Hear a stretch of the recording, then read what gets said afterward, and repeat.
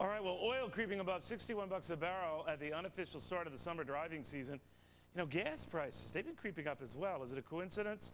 Well, telling us what's really going on, oil trader Kevin Carr of Trading International. This guy's brilliant. He's just brilliant. So Kevin brilliantly explained to this dummy, moi, what the heck is going on here? Well, Neil, you know, it seems like it's coinciding with Memorial Day weekend, which is, like you said, the unofficial start of driving season. But the gas price has been creeping up for a while now. I know I've looked at our pumps, and they're up to about $2.60 now where I live in Connecticut.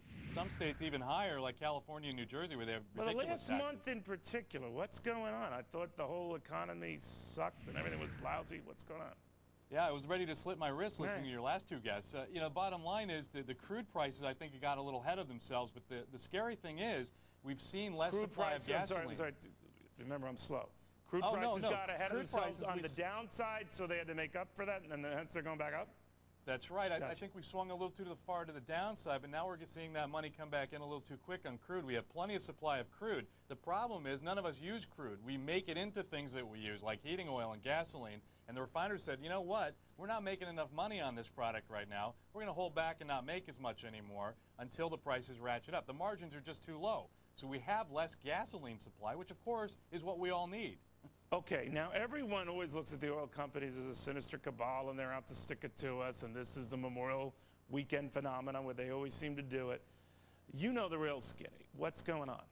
Yeah, I think it's a real mistake. You know, we've heard blaming speculators. We've heard blaming the oil companies. You know, there's a lot of blame to go around. I personally blame the government in many ways because, you know, when we had oil prices at $145, all we heard about was we're going to start drilling, we're going to do infrastructure projects, we're going to build refineries, all of that. You haven't heard about any of that lately.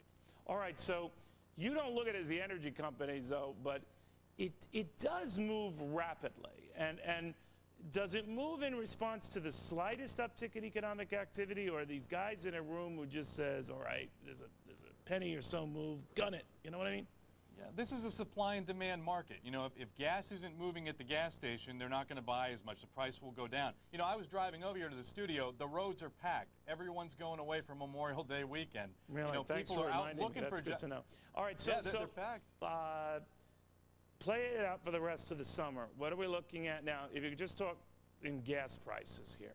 Yeah, just gas prices, I think you're going to continue to see it stair-step higher. If demand remains consistent, certainly if we start to see the economy improve even more, you're going to see more usage. Crude, I think, is a different story, so we'll talk about that another time. So gas at around, depending on the state, anywhere from 230 to 260. Where do you see it going?